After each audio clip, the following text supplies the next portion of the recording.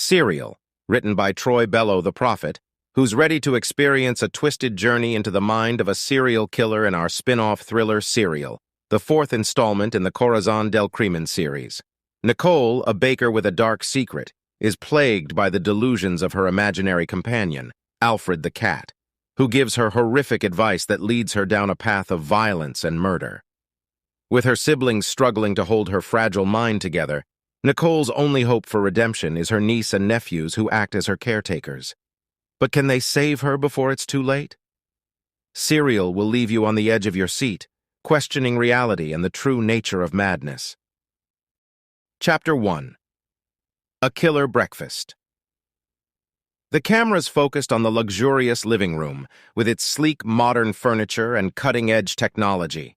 Suddenly, a mischievous cat appeared, jumping onto the back of the sofa and then onto the cushions. The camera zoomed in on the feline's face, which seemed to be grinning devilishly at the audience. As the cat made its way to the coffee table, the cameras followed closely. There, the cat discovered a bowl of cereal and began to lap up the milk, revealing letters floating in the liquid. The letters rearranged themselves, forming the word cereal. The cat seemed to recognize the word, giving the camera a knowing look before bounding out of the room and into the kitchen. The kitchen was a baker's dream, with walk-in ovens and every gadget imaginable. But as the cameras panned around the island in the center of the room, they noticed a body lying on the floor, surrounded by a pool of blood. The cat, seemingly aware of the gruesome scene, stood frozen in the doorway, staring intently at the body. The cameras captured every detail of the room, from the blood spattered on the walls to the overturned furniture. As the cat left the kitchen, the bowl of cereal rattled on the table and the letters began to move again, forming a new word: killer. The word was barely visible for a split second before the cat bounded out of the room and out of sight. The title of the story flashes across your mind: Serial. As the camera zooms in on Nicole, we see her lying in her luxurious bedroom, surrounded by a sea of designer clothes, jewelry, and accessories. She's smoking a joint and deep in thought, engaged in a heated conversation with her cat, Alfred. The camera switches to a close-up of Nicole's face as the background fades away and we enter her mind. In Nicole's mind, the cat is now standing upright, dressed in a designer jacket and baseball cap, smoking a cigarette. His expression is intense as he reveals the truth about the man who tried to kill her. Nicole is stunned as she listens to the cat recount the details of the plan, how the man had been pretending to be nice to her all along while plotting to rob her and kill her. The camera cuts back and forth between Nicole and the cat as their conversation becomes more and more heated. Alfred explains how he saved her life by attacking the man and how she had no choice but to defend herself when he threatened to kill her. The tension builds as Nicole relives the fear and panic she felt in that moment. Suddenly, the cat transforms back into a furry creature as the camera snaps back to reality. Nicole is visibly shaken as she hugs Alfred tightly, grateful for his protection. As Alfred cuddles next to her, she turns on the TV to try to distract herself from the trauma she's just experienced. But the TV is playing a news report about a serial killer who's been targeting young women in the area. Nicole's heart races as she realizes the man who tried to kill her might have been connected to this killer. She turns to Alfred, who is now watching the TV with a fierce look in his eyes. As the camera pans out of the room, we see the cat jump off the bed and walk towards the door, as if to go investigate further. The scene ends with a chilling shot of the cat's silhouette against the wall as he heads out to protect his owner and uncover the truth about the killer on the loose. As the Amazon delivery guy steps into the grand foyer of Miss Nicole's mansion, he senses that something is off.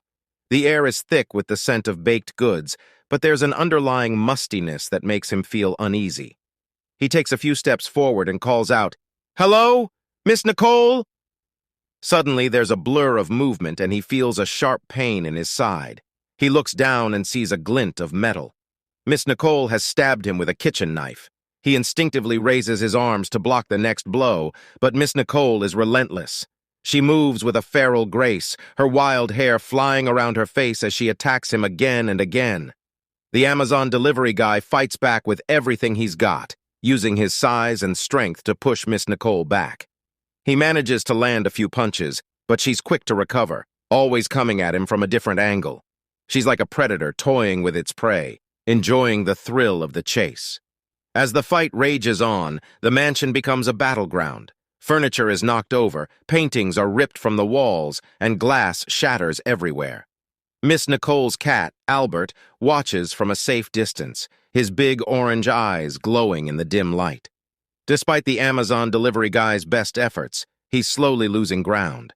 His breathing is becoming ragged, and he can feel his strength slipping away. Miss Nicole, on the other hand, seems to be getting stronger with each passing moment. She's laughing now, a manic, high-pitched sound that sends shivers down the Amazon delivery guy's spine. Finally, with a last burst of energy, Miss Nicole overpowers him. She grabs the Amazon delivery guy by the hair and forces him to his knees. The knife glints in the light as she raises it high above her head.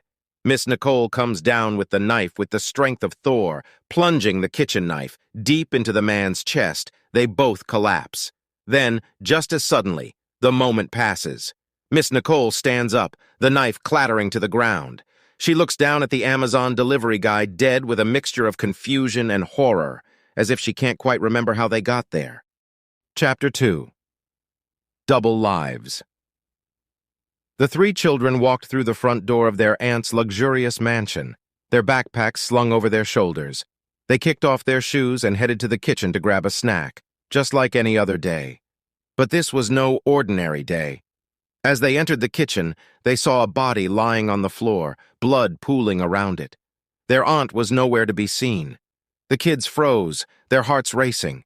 They knew what had happened. They had seen it before. Their aunt had killed again. Without a word, the kids sprang into action. They had been trained for this, their entire lives a series of lessons on how to clean up a crime scene. They put on gloves and began wiping up the blood, careful not to leave a trace. This was their double life. By day, they were regular school kids, but by night, they were accomplices to their aunt's crimes. It was a heavy burden to bear, but they loved their aunt and would do anything to maintain their millionaire lifestyle. Hours passed as they worked tirelessly to erase any evidence of the crime. Finally, they were done. They were exhausted, their bodies aching from the effort. They collapsed on the couch, the weight of what they had just done settling over them. One of the kids absent-mindedly put their feet up on the coffee table, causing a cereal bowl to shift. As the letters Happy Pills formed, the kids didn't notice. They were too tired to care about anything but getting some rest. But for us, the viewers and listeners, it was a chilling reminder of what these children were truly capable of. Chapter 3. The Talking Cat. As soon as the kids walked in, Nicole, their auntie, saw Alfred the cat come in with them. But to her, Alfred was not just an ordinary cat. He was a talking cat, who appeared in her mind as a well-dressed man, complete with a suit and glasses. He spoke to her, giving her advice on how to proceed with her murderous plans. The kids, however, saw Alfred as a regular cat, who meowed and ate cat food. As the kids settled into their auntie's plush-carpeted room, the youngest offered her some cereal. The auntie eagerly accepted, and as she poured herself a bowl, Alfred, in her mind, became increasingly agitated. He was upset and anxious, fussing about a man named Eddie, who he believed was going to kidnap the kids and hurt them. He urged Nicole to act fast and to take out Eddie before he could harm the children. Nicole tried to focus on her nephews as they told her about their day at school, but her mind kept drifting to Alfred's urgent warnings. She could hear him speaking to her and see him in her mind's eye, pacing back and forth with a briefcase in hand.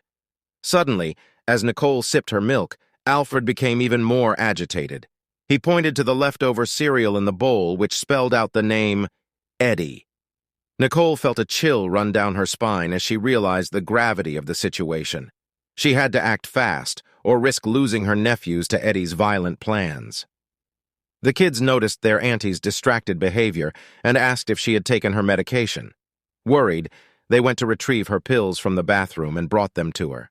Nicole swallowed the pills with a gulp of milk, hoping they would help calm her racing thoughts. But as she sat there, surrounded by her nephews and the quiet presence of Alfred the cat, she knew that things were only going to get worse. The sense of foreboding that she felt was overwhelming, and she wondered how she could possibly protect the kids from Eddie's violent intentions. Alfred, still pacing and muttering in her mind, urged her to take action. He told her to call Eddie the next day, to lure him to the house, and to take him out before he could do any harm. Nicole tried to push these thoughts aside, to focus on the present moment, but it was no use. The sense of impending danger was too great, and she knew that something had to be done. As the chapter came to a close, the eerie silence of the room was only broken by the sound of Alfred's quiet meowing and the rustling of the kids as they prepared to leave. Nicole watched them go, feeling a sense of dread that she couldn't shake. She knew that the next day was going to be crucial, and that whatever happened, she had to be ready. As Eddie walks into Nicole's home, memories flood his mind. He remembers the countless missions he's been on with Nicole, the times they've had to work together to take out high-profile targets. But Nicole doesn't remember any of that. To her, Eddie is just a handyman, someone she's hired to fix a leaky sink. Eddie knows better. He knows that Nicole's mental illness has wiped out any memories she may have had of their past. But that doesn't mean he's going to let his guard down. As he walks through the house with Nicole, he's constantly scanning his surroundings, looking for any signs of danger. Finally, they reach the kitchen, and Nicole points out the sink that's been causing her so much trouble. But as Eddie leans over to take a look, he hears the sound of metal being unsheathed. He turns around just in time to see Nicole lunging towards him with a knife. Eddie's reflexes kick in, and he blocks the knife with his toolbox. The blade plunges into the metal, sending sparks flying. Eddie knows that he needs to disarm Nicole quickly before she can strike again. They both adopt their fighting stances, and the kitchen quickly turns into a battlefield. Eddie and Nicole are both deadly fighters, and they unleash a barrage of punches, kicks, and strikes on each other. Cabinets are torn off their hinges, dishes shatter on the floor, and appliances are knocked over. But despite her ferocity, Eddie is able to gain the upper hand. He disarms Nicole and backs her into the refrigerator. She jumps at him again, but this time Eddie pulls out a dart gun from his toolbox. He fires a tranquilizer dart at Nicole and it strikes her in the shoulder. Nicole's body goes limp, and Eddie catches her before she hits the ground. He gently lays her on the floor and leaves her a note, telling her that he fixed the sink and that she can pay him later. He knows that she won't remember any of this, but he's still careful to cover his tracks. As Eddie walks out of the house, he takes one last look at the destroyed kitchen. He knows that he's lucky to be alive, and that he needs to be even more careful in the future. He's dealt with dangerous situations before, but there's something about Nicole's sickness that makes her even more unpredictable. Eddie knows that he can't let his guard down around her. Nicole stood behind the counter looking out the window at the empty street. It was a slow day at the bakery, with barely any customers coming in. As she absent-mindedly wiped the counter, her mind wandered back to the day she was robbed. It was a day she would never forget. The robbers had burst into the bakery, their faces hidden behind masks. They brandished guns and demanded that Nicole give them all the money in the cash register. But Nicole was not one to be easily intimidated. She calmly told them that there was no money in the register, as it had been deposited earlier that day. But the robbers were not satisfied. They began to threaten her, waving their guns in her face. Nicole's heart raced, but she did not show any fear. Instead, she kept her eyes locked on theirs, sizing them up. She knew that they were not experienced criminals. They were amateurs who were trying to make a quick buck. Suddenly, Nicole made her move. She lunged at one of the robbers, knocking the gun out of his hand.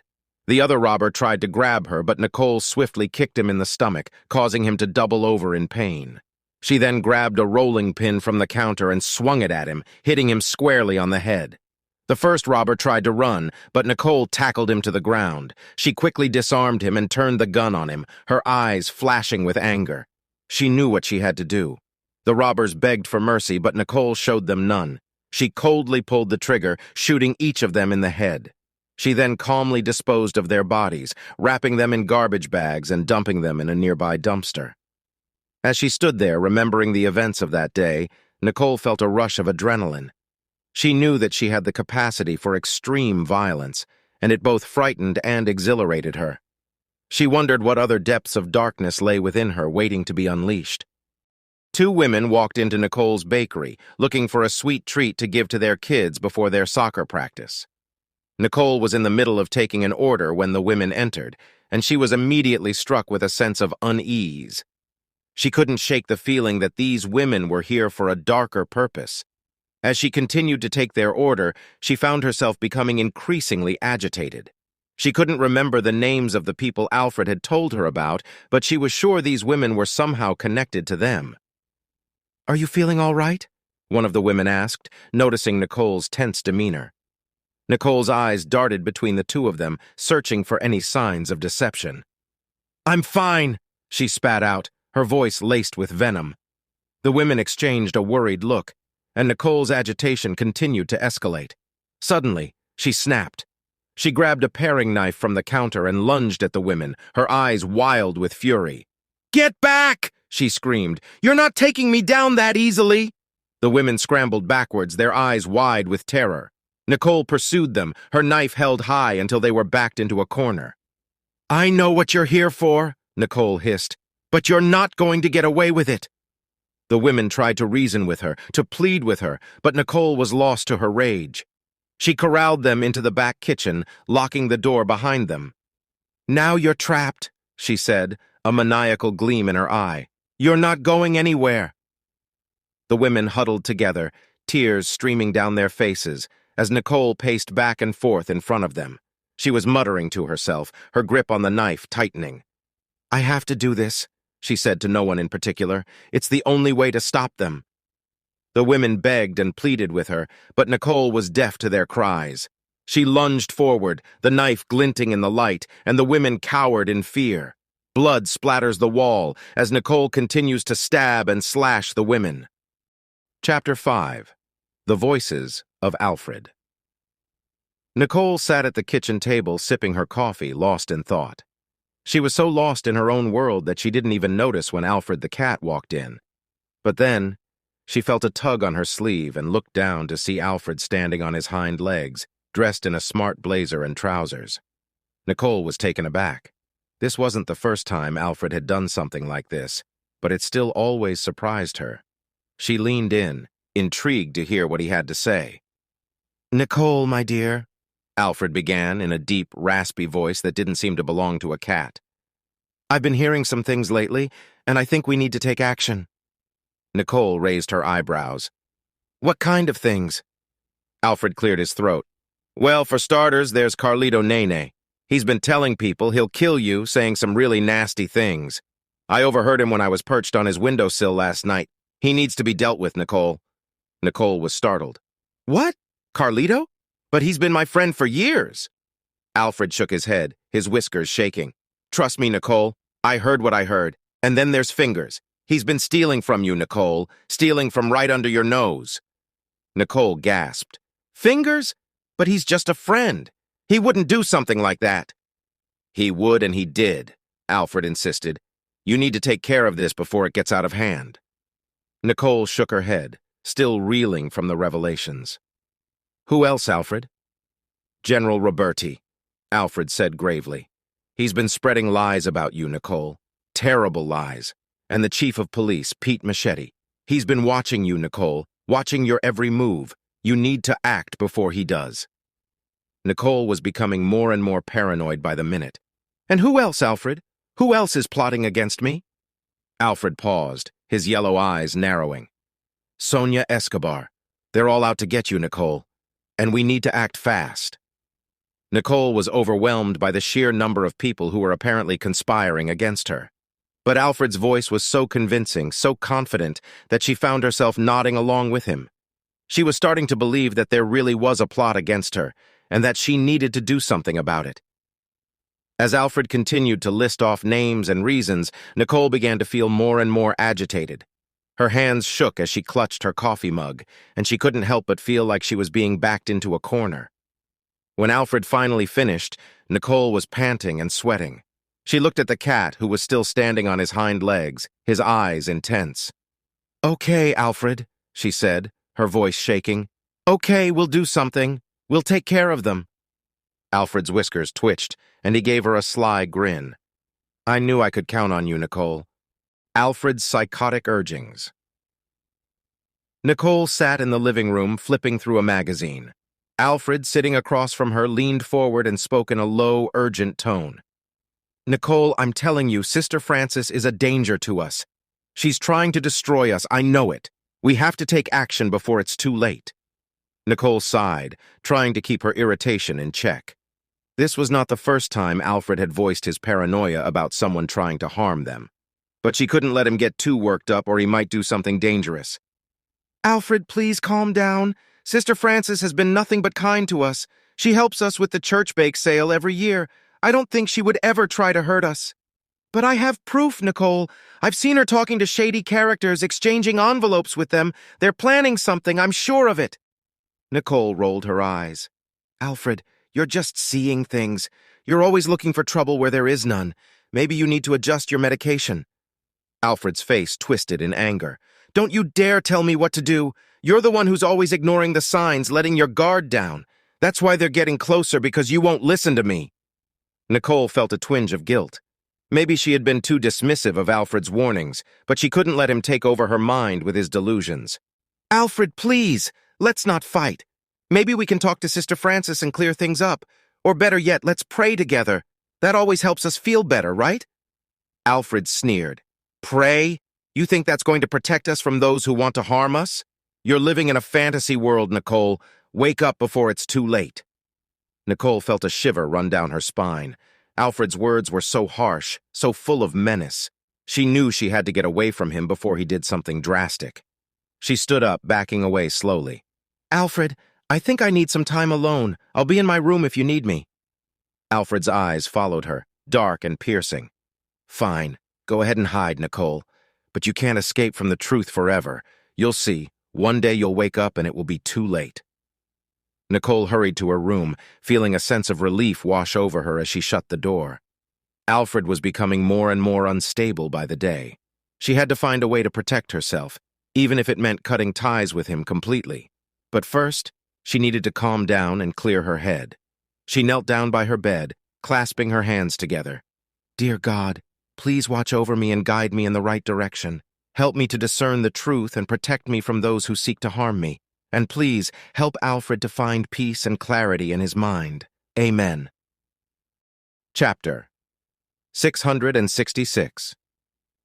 The dark side of Alfred Nicole had been struggling with her past murders for quite some time now. Her mind was consumed with thoughts of violence, paranoia, and fear. She had sought the help of her friend Alfred, who she believed was the only person she could trust. But as time went on, she began to see a darker side of Alfred. He would become violent with his words, shouting and screaming at her whenever she refused to take his advice to harm her enemies. She tried to reason with him, but he was too far gone. His obsession with violence and revenge had consumed him. One day, Nicole found herself in the middle of one of Alfred's episodes. He was screaming at her, destroying things in the house and breaking glasses.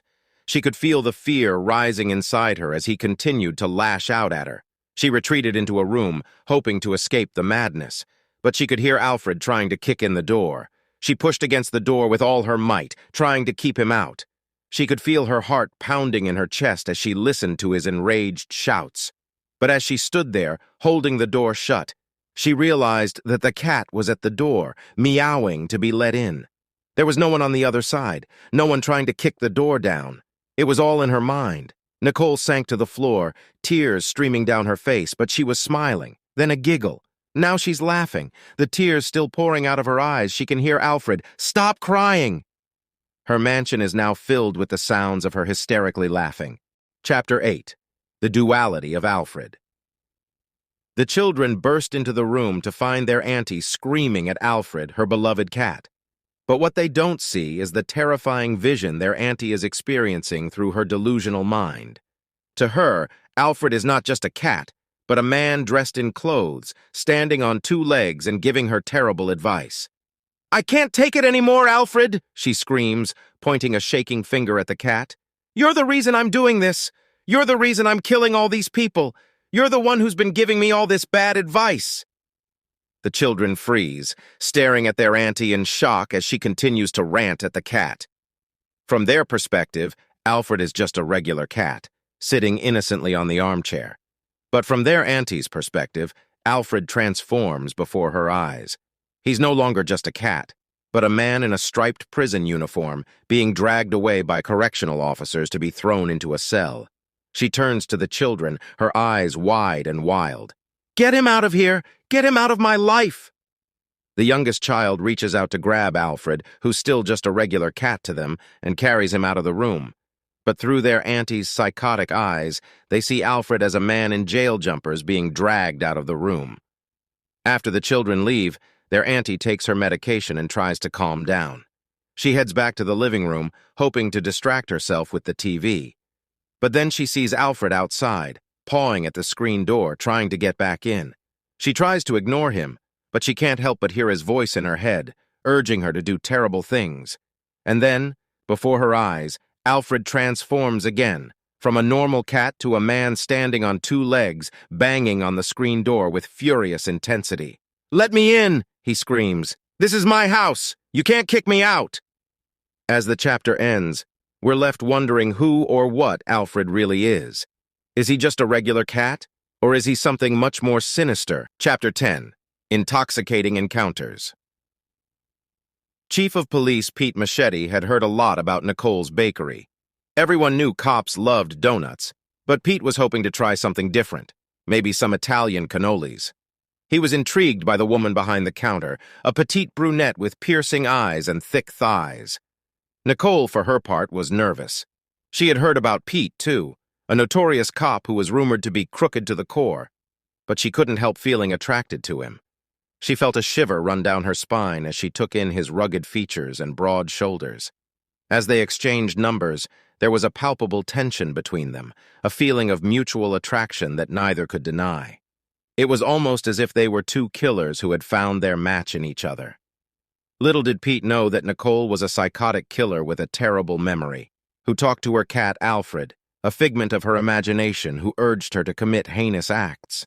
And little did Nicole know that Pete had killed more men than he could remember and was driven by a relentless greed for money and power.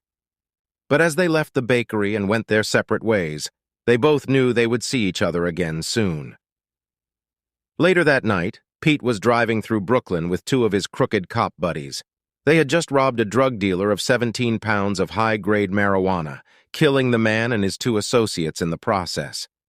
Meanwhile, Nicole had just finished dealing with a rude customer, stabbing him to death in a fit of rage.